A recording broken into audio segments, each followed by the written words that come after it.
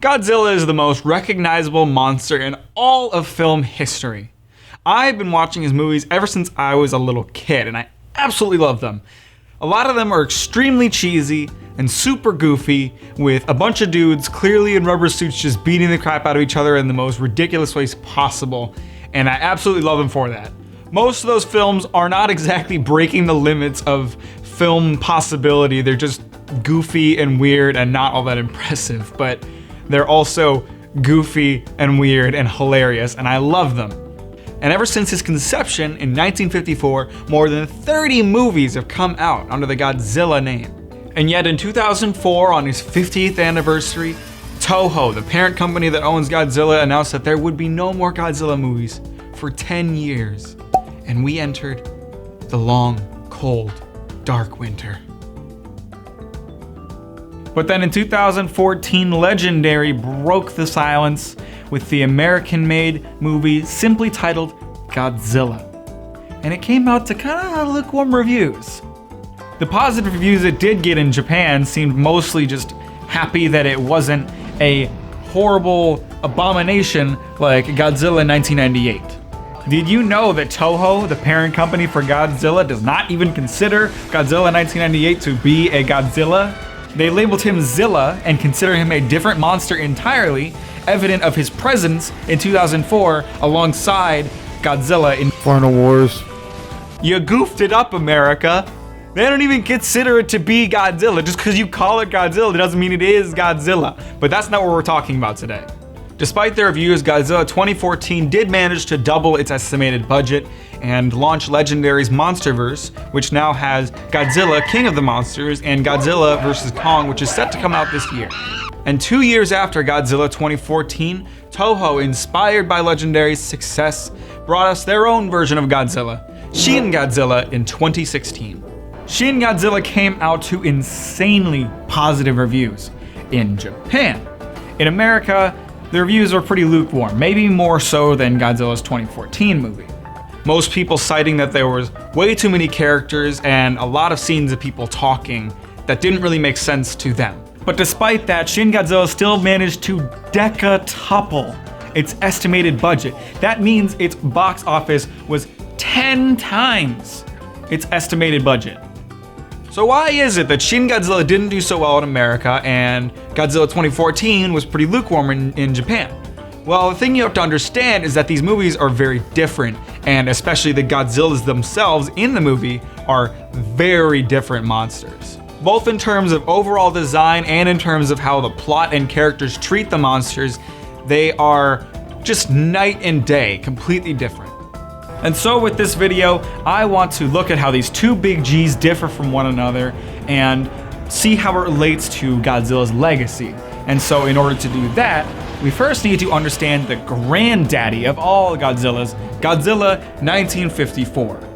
We're going to be discussing some minor spoilers for both 2014 and Shin Godzilla, and major spoilers for Godzilla 1954.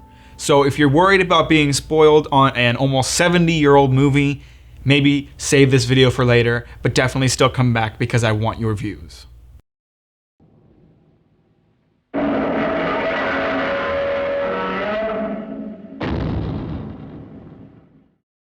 The first thing that you need to understand about Godzilla 1954, directed by Ishiro Honda and produced by the Toho company, is that it was a horror movie. And you might be wondering, how could Godzilla ever be considered a horror monster? I mean, look at this goofy, big, thumbless head. How could you ever find him scary? Are y'all ready for a little history lesson? Because that's where we're going. I want to take you back to August 6th, 1945, 8:16 a.m. Does that date and time sound familiar to anybody?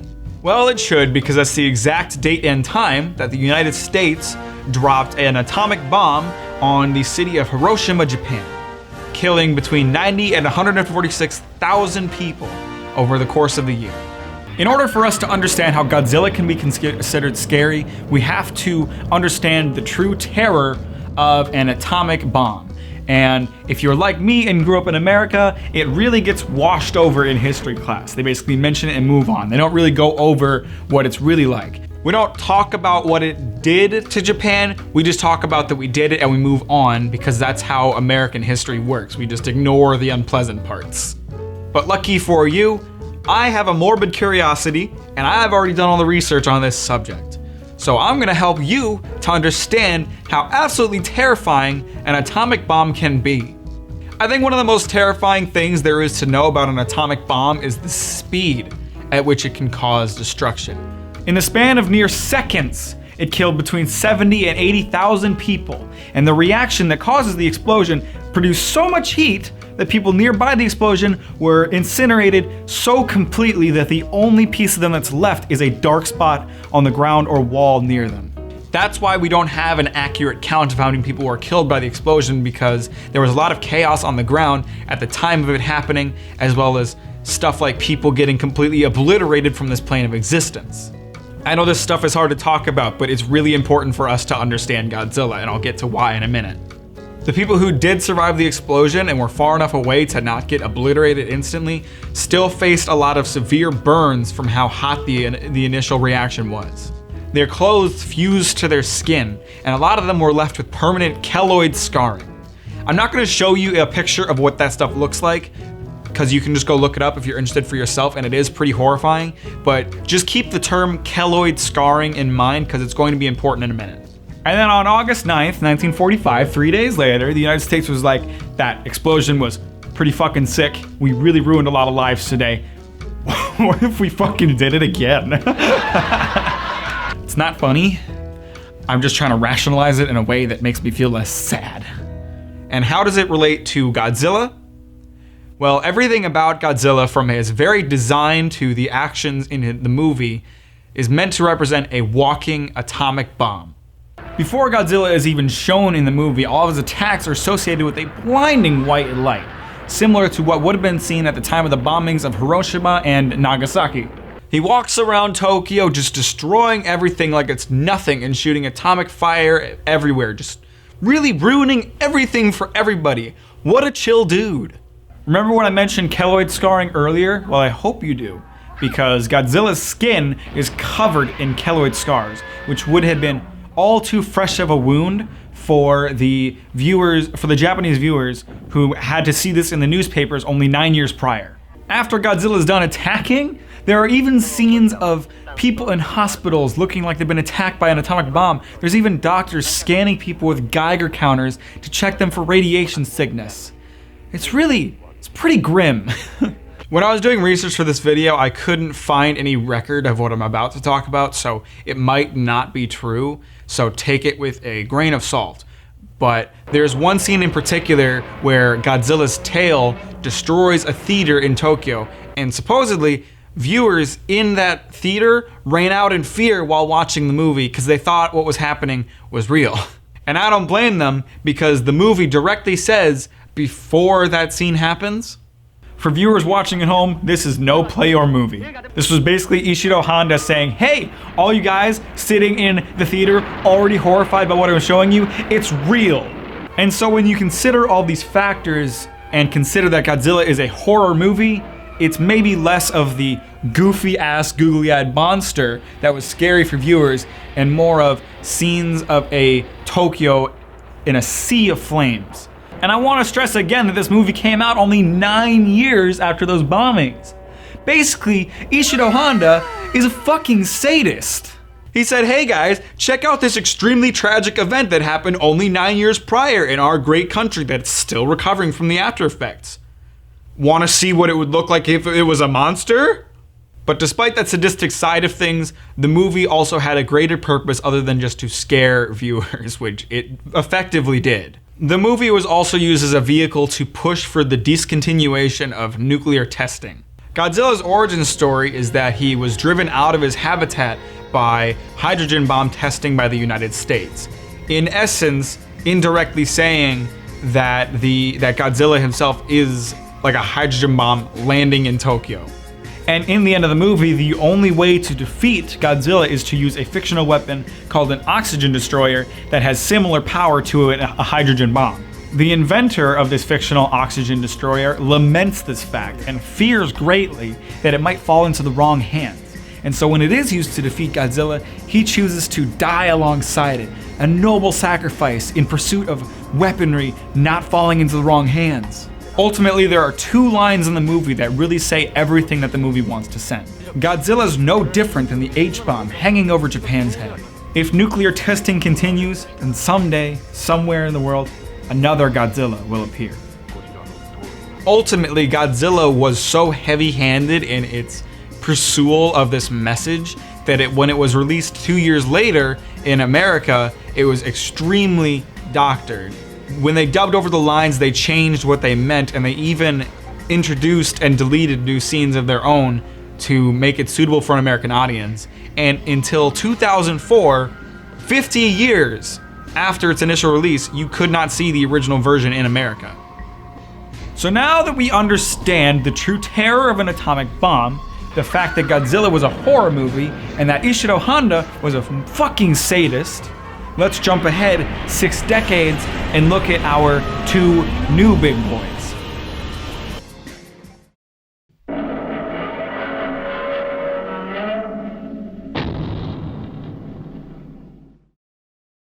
Before we get started comparing and contrasting 2014's Godzilla and Shin Godzilla, I want to express that I'm not judging one design as being better than the other.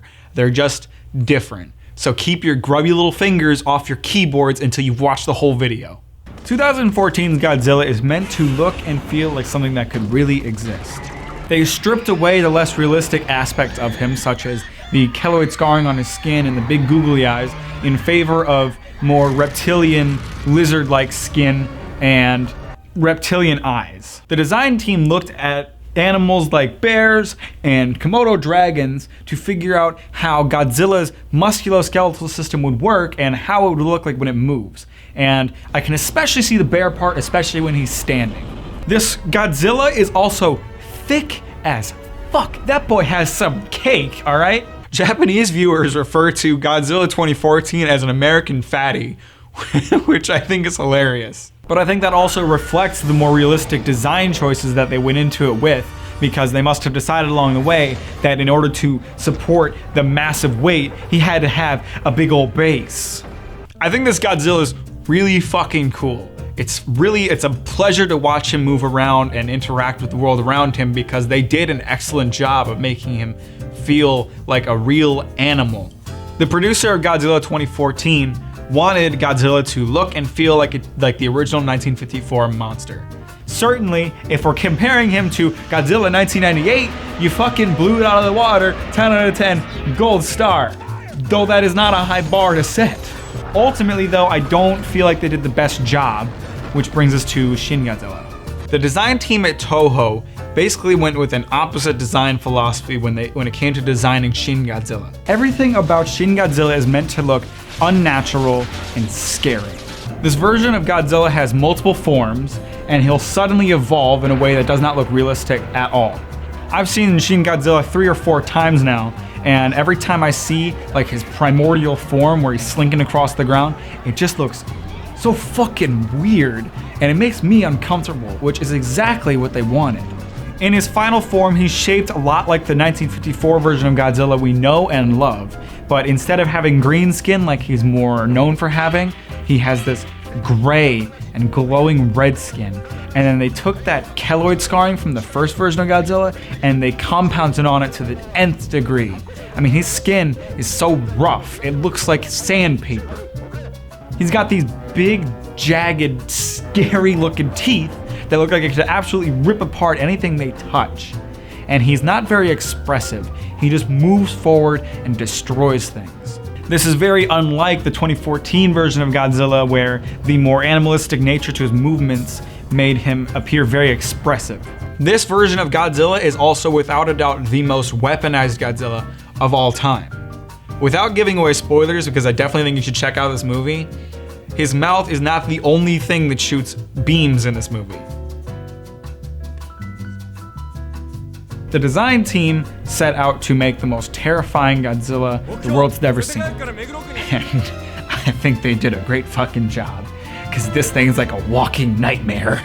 Again, neither of these Godzillas is really superior to the other. Personally speaking, I prefer Shin Godzilla because it's just such a super terrifying version of Godzilla, and I feel like it's more faithful to the original version of 1954 Godzilla, where he was supposed to be very scary and not seem like something that originated in this world.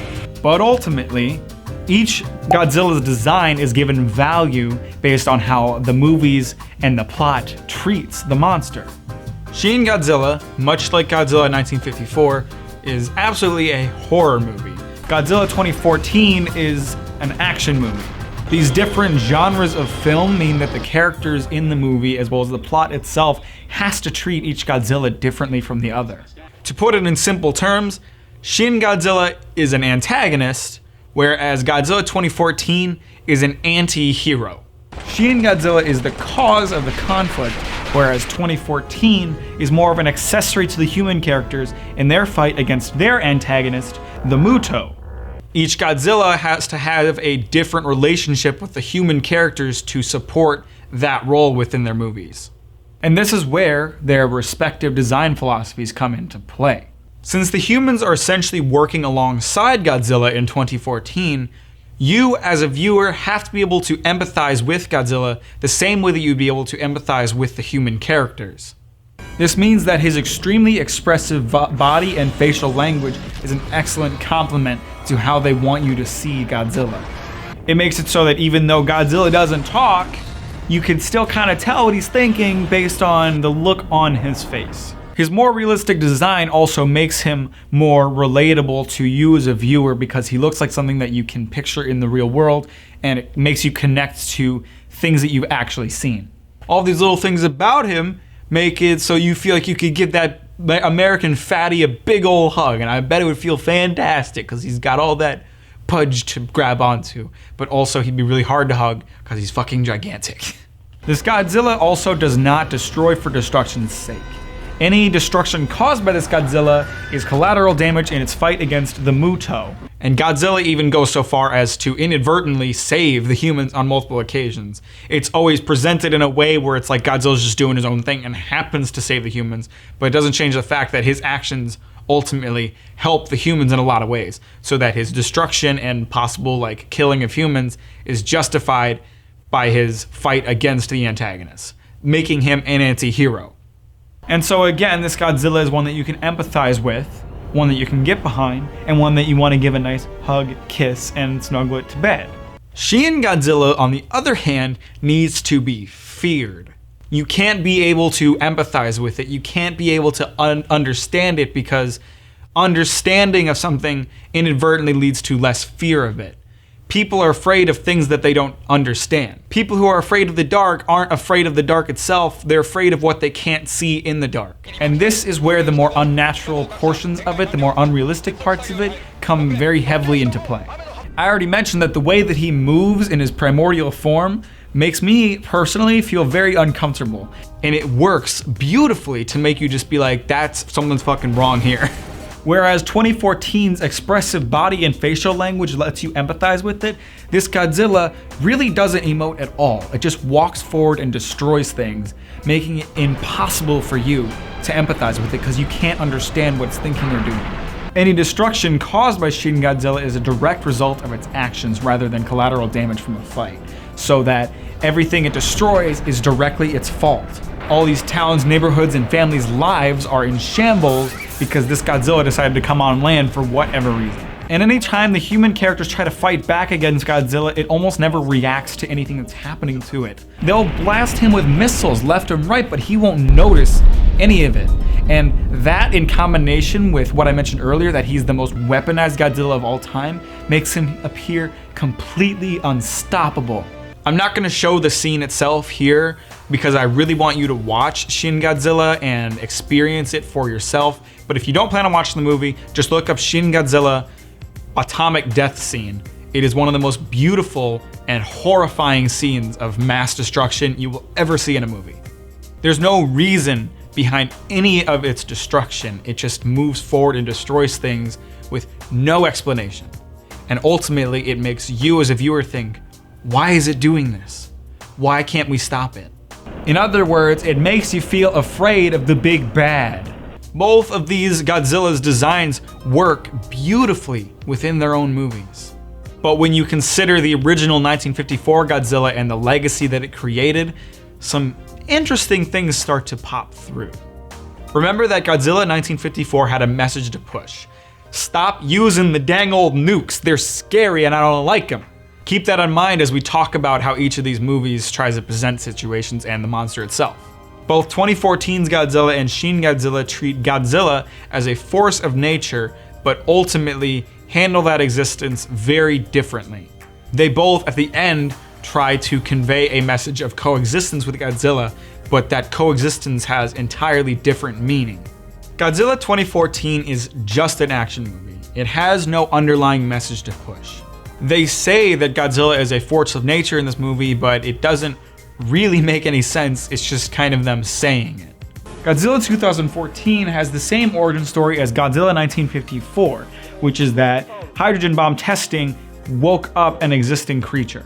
And so when they're saying that Godzilla is a force of nature, they're trying to say that Godzilla already existed. We just woke it up, so now it's in the forefront of our world. But it just kind of comes off as them missing the point of Godzilla 1954, where Godzilla's existence was a direct result of hydrogen bomb testing, and therefore those two things are linked. In 2014, it feels like they're disconnected and they're just kind of two things that happen to exist at the same time. And so ultimately, if you strip away that message, Godzilla is still essentially an atomic bomb, and the Muto that Godzilla has to fight against in 2014 are also effectively stand-ins for nuclear bombs. They're born from radiation, they feed off of radiation, they cause destruction similar to that of a nuclear explosion. Godzilla, a bomb, is needed in defense of the Muto, other bombs, in other words, a nuclear deterrent. And in the end of the movie, Godzilla is being celebrated as a savior while surrounded by the destruction that it caused. But again, I don't think that 2014's Godzilla has a message to send.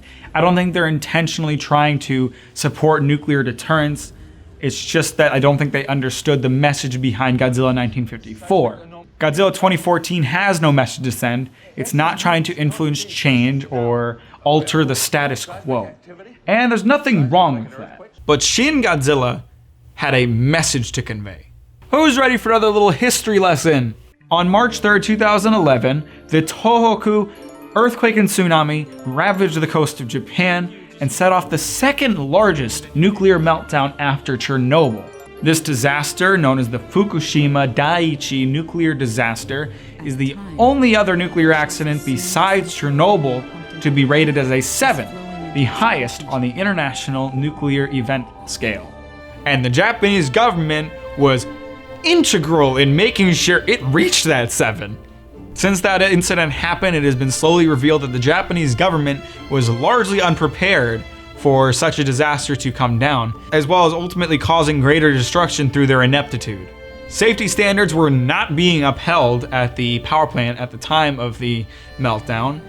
Emails sent to government officials detailing important information about evacuation and relief went unread and deleted. Well, what? They were just having a bit of a miff that day, having an off day. We all have it every once in a while. It only leads to a massive meltdown, no big deal. They weren't even willing to call it a meltdown in the media for fear of making themselves look bad, despite the fact that it was well above the qualifications of a meltdown. And in fact, the disaster would have been much worse if the power plant had actually listened to the government.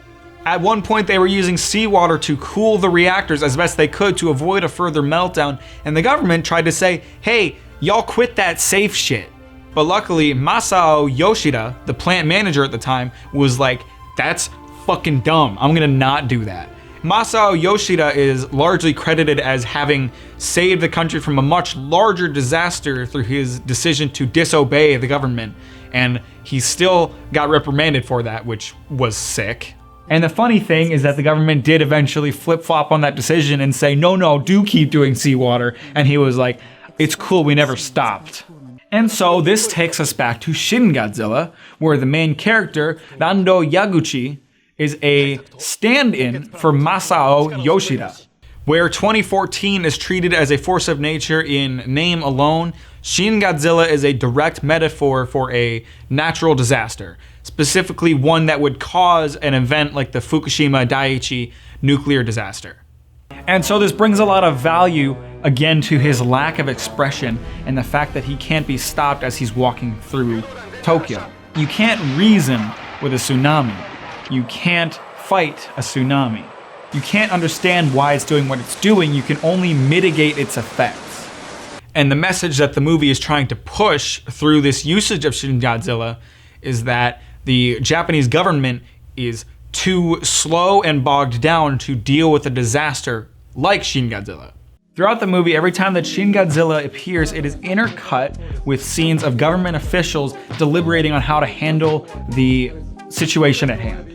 And there are so many characters in the beginning of the movie from every different department of the government, and every single decision that they try to make requires approval from like 4 other departments, to the point that by the time they actually make a decision, it's too late for that decision to have an effect.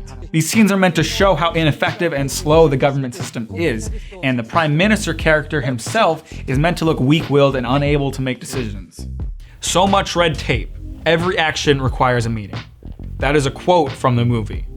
To an outside viewer without an inside understanding of the Japanese government, all these scenes of people talking back and forth don't really have a lot of meaning. But when you understand and are given context for it, it has a lot of value. Ultimately, without spoiling much for you, the only way to defeat Godzilla is for Nando Yaguchi to go against the rules and break the status quo, much like how Masao Yoshida had done during the Fukushima Daiichi nuclear disaster. In the end of the movie, Nando decides that Godzilla must be coexisted with. However, in 2014, where the message of coexistence is with Godzilla itself, Nando Yaguchi is saying that the government has to be better prepared to deal with natural disasters in the future. And so even though both of these movies try to treat Godzilla as a force of nature, Shin Godzilla is the only one that does so as a message of necessary change. So as you can see, Japan and America have very different approaches on how to handle the titular big boy. I do find it ironic that even though in both movies Godzilla is no longer meant to represent an atomic bomb, their treatment in those movies ironically kind of reflects each country's opinion on the usage of nuclear weaponry. America's Godzilla is seen as a necessary evil, again, a nuclear deterrent, whereas Japan still sees Shin Godzilla as a complete and utter evil that has to be stopped at all costs. But again, I'm not here to judge which approach was better, which movie was better. I just wanted to shed some light on the different design decisions that went behind both versions of Godzilla and talk about what it meant. For me personally, I don't much care for Godzilla 2014, but it has nothing to do with Godzilla himself. I actually think this version of Godzilla is cool as fuck. My problems with that movie stem from Godzilla getting pushed to the side so they could focus on a more human story, and that ultimately, because of the themes that it presents and the way they treat Godzilla, you could realistically swap Godzilla out for any other monster or even remove him entirely, and the movie wouldn't really be affected.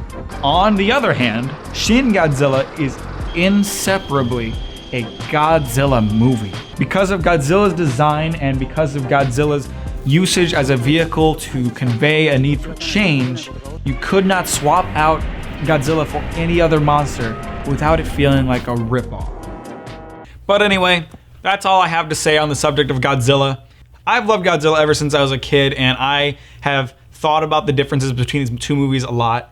And I just think it's really an interesting subject to look at, and I'd be curious to hear other people's thoughts on it. So let me know what you think in the comments, and if you haven't seen either of these movies, definitely go and watch them. I really recommend Shin Godzilla. I don't feel like it has enough attention on it because it's really a fantastic movie.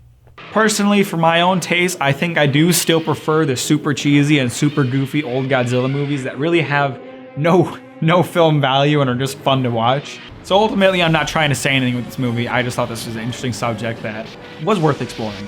Thank you for watching. I hope you'll check out the merch shop and have a fantastic day.